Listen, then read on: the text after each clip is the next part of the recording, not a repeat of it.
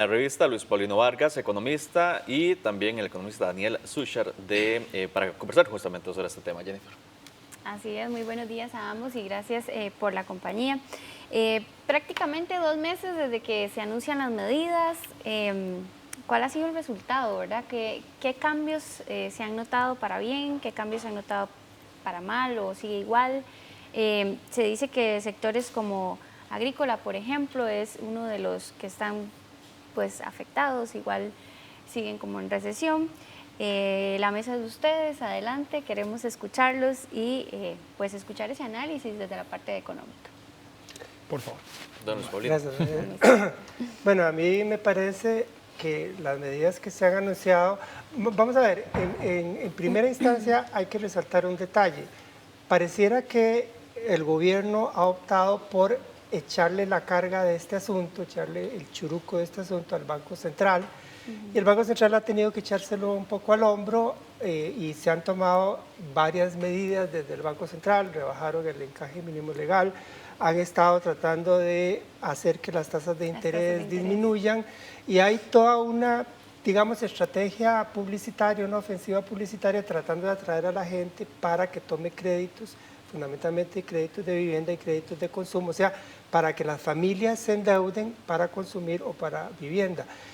A mí me parece que es una estrategia que no tiene mucho futuro, yo no le veo grandes posibilidades, porque ya la población arrastra altos niveles de endeudamiento. De hecho, si uno revisa las estadísticas las estadísticas recientes o las estadísticas de los últimos 3, 4 años, se nota claramente que la variable consumo, el componente de consumo dentro de la demanda total, ese componente ha venido perdiendo dinamismo, viene creciendo cada vez a un ritmo más lento, más modesto, y eso con toda seguridad, a mi juicio, es un reflejo de que hay niveles de endeudamiento muy altos que las familias arrastran, que las personas arrastran, y eso está obligando a que la gente se apriete la faja, que eso frena el consumo, y el consumo es un componente muy importante dentro de la demanda total, entonces al frenarse el consumo se frena toda la economía.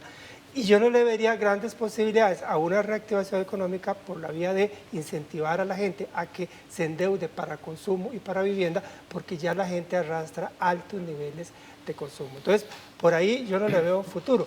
Ahora, las otras cosas de las cuales se habla muy insistentemente, por ejemplo, lo de simplificación de trámites, por ejemplo, promover la capacitación de la gente en el INAH o cosas similares, todo eso es positivo, yo no quiero que se interprete que digo que no, es positivo y es necesario, positivo y necesario ambas cosas, pero yo no apostaría que eso pueda dar grandes resultados. Esos son paliativos para una situación cuyas causas de fondo son más complejas, son más profundas, y esas causas de fondo nadie las está atendiendo. Esas causas de fondo tienen que ver con otras cosas. Lo que ya mencioné, los altos niveles de endeudamiento de las familias. También hay un problema clarísimo de competitividad que yo creo que tiene que ver con la situación del tipo de cambio. Tenemos un tipo de cambio irreal que no refleja la realidad de nuestra economía, la realidad de la productividad, de la capacidad productiva de nuestra economía. Y eso incide en la rentabilidad de las empresas y finalmente incide en la capacidad o en la decisión de las empresas a la hora de invertir, porque también la variable inversión, así como mencioné antes, la variable consumo, la variable inversión uno se pone a revisar en las estadísticas, o sea, la variable de inversión empresarial para generar más capacidad productiva, esa variable también viene de capa caída desde hace varios años. Y eso también está incidiendo en que la economía esté frenada y eso no se va a reactivar, la parte de inversión no se va a reactivar mientras una serie de condiciones muy de fondo que tienen raíces profundas no se modifiquen. Bueno, yo voy a complementar lo que está diciendo Luis Paulino, porque son medidas positivas que hay que, por lo menos se está haciendo algo, pero no son suficientes. O sea, el tema no puede estar basado en lo que haga el Banco Central, que es de todas las aristas que hemos visto, el único que ha tomado algún tipo de decisión, que en realidad no son decisiones, simplemente es manipular algún tipo de variable o flexibilizar el tipo, ya sea de cambio, la tasa de interés, el encaje mínimo legal, tasa política monetaria, etcétera, pero al final tienes un entorno que no es el adecuado para seguir apalancándote en financiamiento. O sea, ¿para qué te vas a financiar si en realidad no tienes absolutamente nada en qué invertir? Y tenemos una inercia, porque este indicador mensual de actividad económica ya arrastra muchísimos meses, no es que es un par de meses, es muchísimos meses, en los cuales son más de 36 meses, que viene decayendo en su velocidad. Todavía sigue siendo positivo el movimiento en general, bien lo dijiste, Jenny. Tienes un comercio, una agricultura que están capa caída, que al final esas sí están presentando indicadores de recesión porque ya están en retroceso, pero lamentablemente todas las aristas que se dan para una reactivación económica no se están dando. Bombos y platillos hizo el gobierno la primera semana de junio, bombos y platillos fue el mes de la reactivación, más no me dijeron de qué año. ¿Por qué? Porque todavía sigo esperando decisiones estructurales para que se puedan dar mejoras en esa productividad, que coincido con Luis Pablo, productividad que no estamos viendo.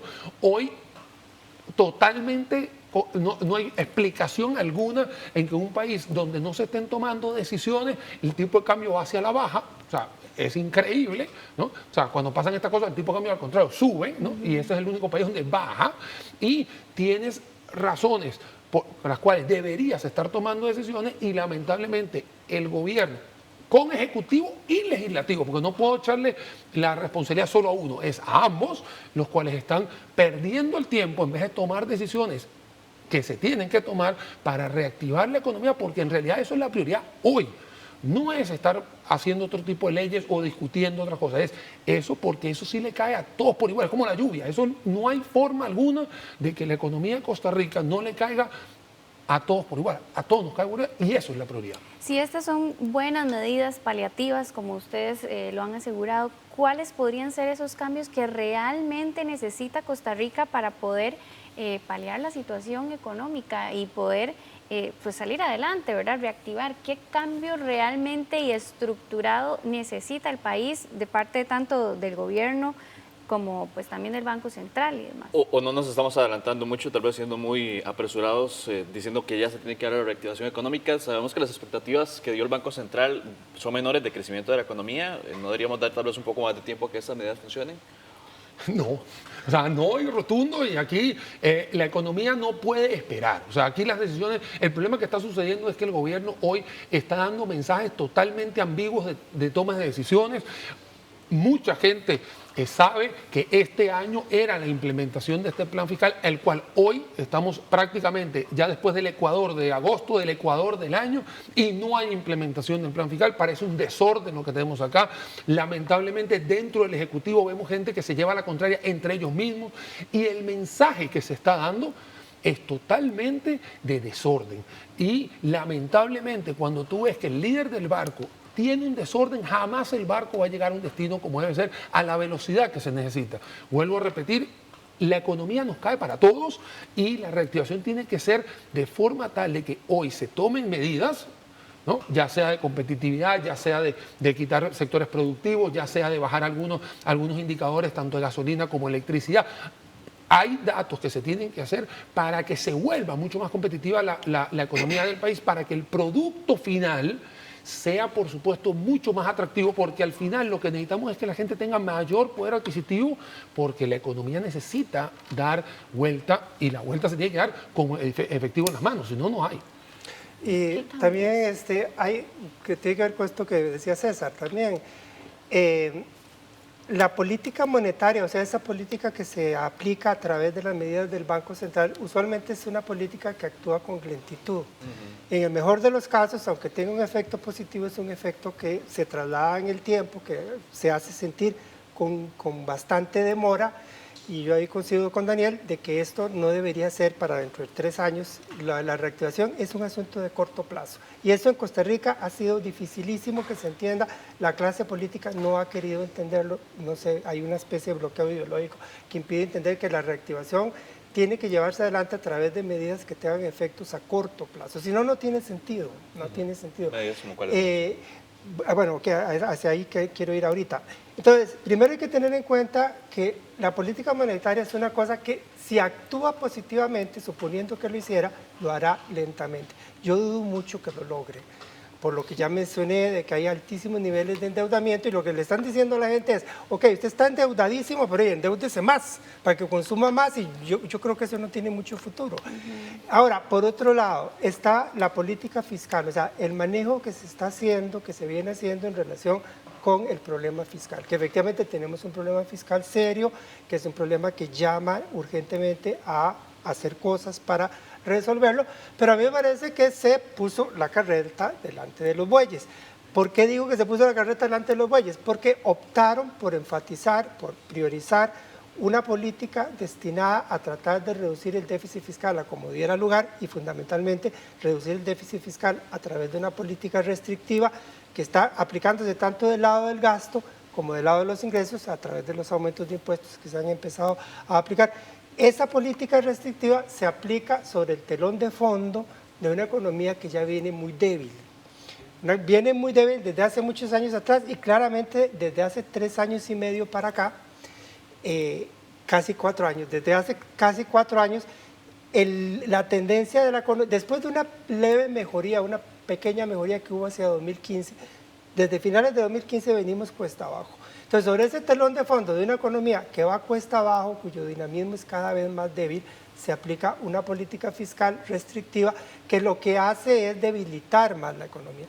Y cuando digo la carreta delante de los bueyes, estoy diciendo que debió haberse priorizado la reactivación de la economía para, sobre la base de una economía reactivada, empezar a aplicar, o no sobre esa base, sino paralelamente, pero de una forma coherente con la reactivación de la economía, empezar a aplicar medidas de política fiscal que no entorpecieran la reactivación, que no bloquearan la reactivación.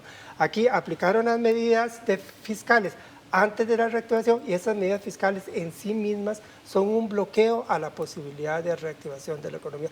Pero además yo quiero resaltar otro detalle, que ustedes incluso en la nota antes de esta entrevista lo mencionaron. Según el índice mensual de actividad económica del Banco Central, el IMAE, ese índice que el Banco Central elabora y publica cada mes, los datos más recientes indican que la economía está creciendo en los alrededores del 1.5%, pero ese 1.5% está afectado por un alto crecimiento en zonas francas, en los regímenes especiales, que están creciendo a ritmos espectaculares del 10%, cuando la economía real, así le llamo yo la economía verdadera, donde trabaja el 95% de la gente y de la cual depende el sostenimiento del sector público, el sostenimiento de las finanzas públicas, esa economía de a verdad, esa economía de a de veras, que no es la de zonas francas, que es como un mundo aparte, esa economía de a veras está apenas creciendo por encima del cero, está creciendo en el rango del 0,2, 0,3%. A mí no me extrañaría que en los próximos meses esa parte de la economía entre en territorio negativo, porque todas estas políticas fiscales que están empezando a aplicarse impactan exclusivamente sobre esa economía. La de los regímenes especiales no se ven afectadas. Esa puede seguir su dinamismo espectacular, el resto del mundo no se da cuenta, o sea, el resto de Costa Rica no se da cuenta de eso, y ahí donde trabaja el 95% de la población ocupada, de los hombres y mujeres de Costa Rica que están en la fuerza de trabajo, ahí es donde se siente ese efecto, esa economía viene prácticamente en cero, y un empujocito, que ese empujocito podría ser este plan fiscal, podría ya tirarla a territorio negativo, ¿verdad? Ese tipo de cosas, lamentablemente creo que no se han entendido. Ahora, si se trata de reactivar, bueno, yo creo, estoy convencido que la única posibilidad de una reactivación económica significativa a corto plazo es vía inversión pública. Pero eso ni se ha entendido, creo que da mucho miedo cuando se habla de inversión pública, aparecen un montón de fantasmas ideológicos ahí sobre el Estado y toda esta cosa, entonces lo bloquean, no ha habido verdadera voluntad política de poner a caminar eso, no ha habido ese esfuerzo de diálogo y ese liderazgo político necesario para soltar un montón de amarras, porque sabemos bien que hay un montón de cuellos de botellas y un montón de amarras que impiden que la inversión pública camine, y además se enfatiza un tipo de inversión pública como es la inversión en infraestructura vial, cuya ejecución es muy complicada. La inversión pública en infraestructura vial, que es muy necesaria, sin embargo requiere plazos de ejecución que son lentos, que son complicados. Habría que buscar otras posibilidades de empujar la economía en plazos más cortos a través de formas de inversión pública, por ejemplo, la construcción de vivienda. por vías novedosas, por vías distintas, que no impliquen de un pronto a otro tratar de cargar a la gente con una deuda mucho más grande de la que tiene. El trabajo en espacios públicos, en recuperación de las ciudades, de las barriadas populares, en edificaciones de salud y de educación que tanto lo necesitan, etcétera, que le den un empujón a corto plazo a la economía mientras empezamos a hacer esa refundación, esa reorientación de la economía costarricense, que yo resumo en un término que a veces he utilizado, que es llevar adelante una verdadera revolución de la productividad, porque necesitamos efectivamente empujar la productividad de nuestra economía. Don Daniel, sobre inversión pública, ¿considera usted, coincide con don Solino que podría ser una manera de impulsarla? No, es que en ningún momento la inversión pública es mala, al contrario, cuando tú estás enfocado a la infraestructura, recordemos que es el ámbito, el sector que más empleos directos e indirectos te va a generar en una economía. Si usted invierte en construcción, obviamente las inversiones públicas no es lo mismo, inversión pública, un puente, que una casa en la parte privada, pero al final lo que necesitamos es que sume también, no solo la inversión pública, sino también la inversión privada, y lo que tenemos acá en Costa Rica es como hay un desorden, hay un mensaje negativo, un mensaje de pesimismo, y obviamente el inversionista dice, aquí yo no voy a hacer absolutamente nada hasta que pongan orden en la casa.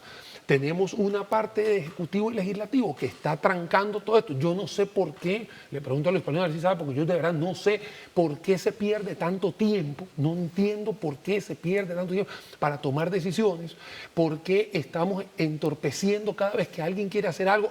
Cualquiera de las ideologías que hay dentro de la Asamblea, siempre hay que entorpecer cualquier cosa, y eso lo que hace es que manda un mensaje al mundo de que tenemos un país que no quiere caminar. Por más que el plan macroeconómico, vos lo habías comentado, César, esté indicando, primero, una rebaja del 3,2 a 2,2, que empezando con el 3,2, muchos analistas dijimos que era irreal porque estaba basado en una fundición de 1.500 millones de eurobonos más 450 de multilaterales.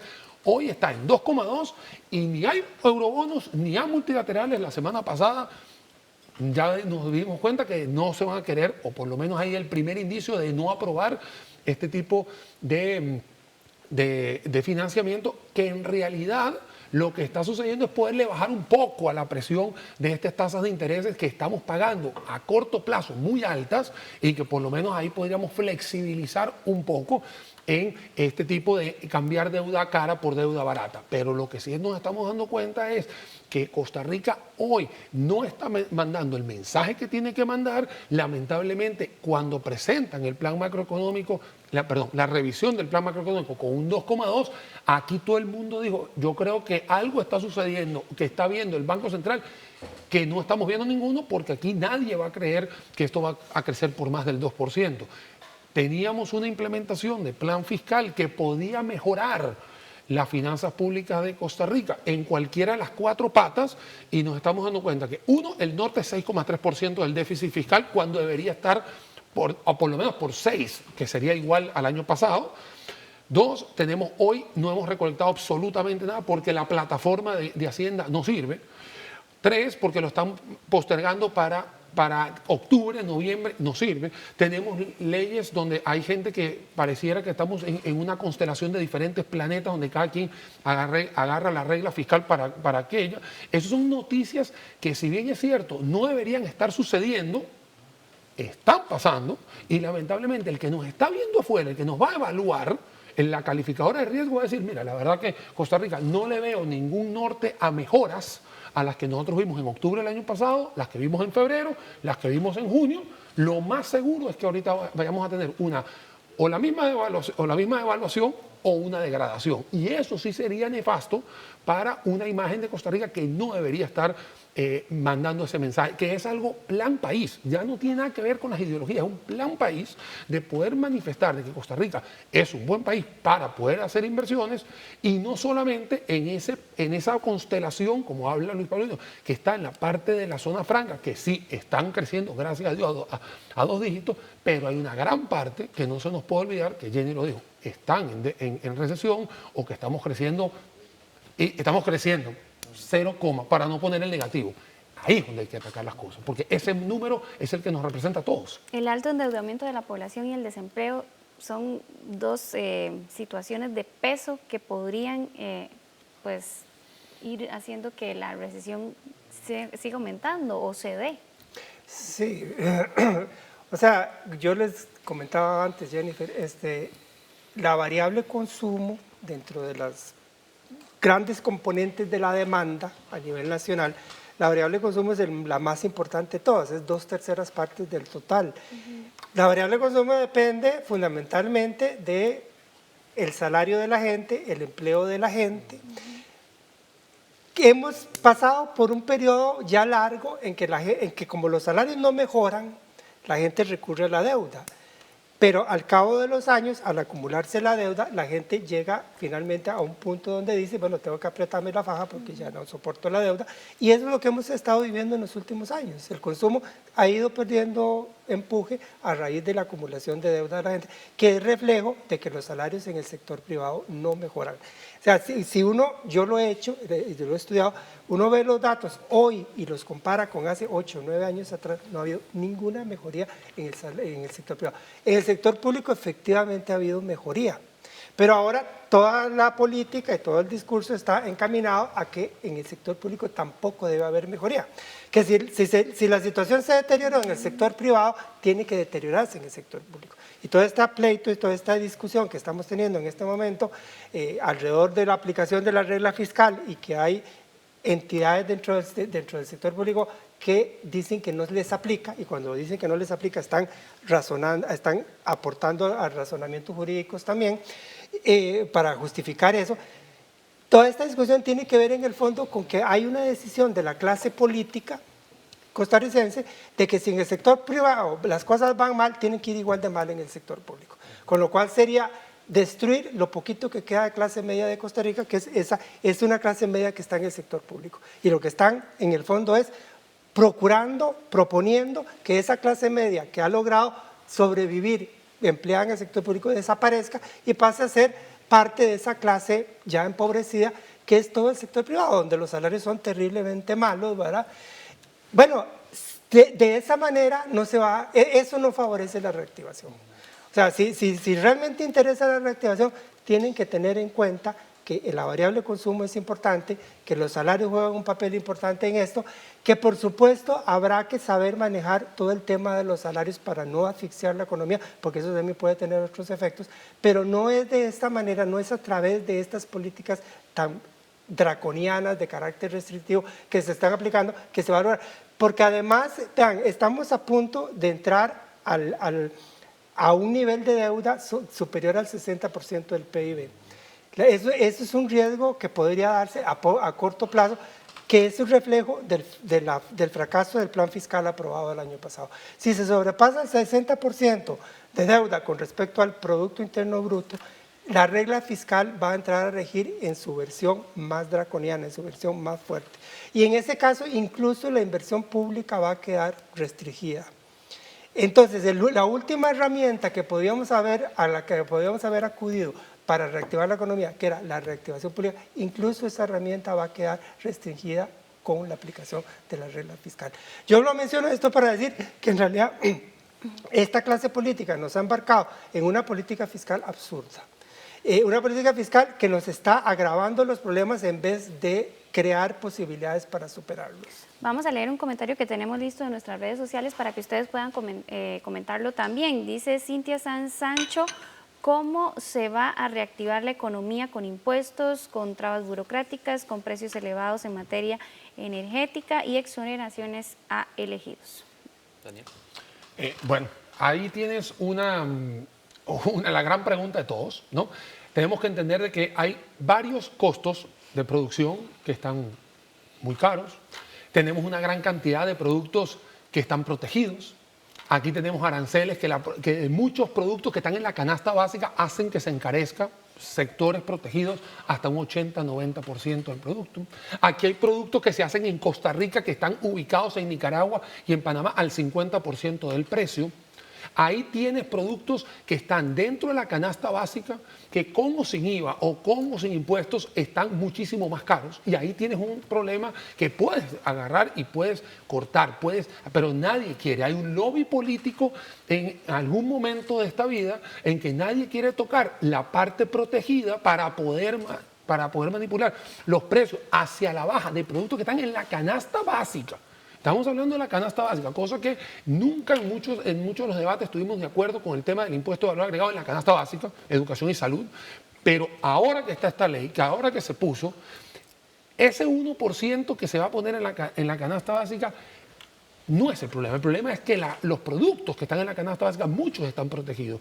Si hay más impuestos, en realidad lo que tiene esos impuestos es en el 85% de lo que ya tenías antes, ya tiene el propio impuesto de impuesto general de ventas que estaba en impuesto de valor agregado, y del otro 15% que te quedaba, la mitad es la que va a tener ese impuesto de 13%, en algunos casos que ahora hemos visto una flexibilización de Hacienda. Entonces, para mí el problema no es el tema de los impuestos. A mí el tema es la parte estructural, la parte de cómo va a estar el precio del producto a la postre del consumidor. Y si todo lo que tú tienes en la cadena de valor es caro, obviamente va a ser caro el producto. Y una persona que gana salarios mínimos, el poder adquisitivo es mucho menor, no porque le pusiste impuestos de 1%, 2%, 13% a lo que quedaba de que antes no pagabas. Estoy hablando de exactamente esas cadenas de valor.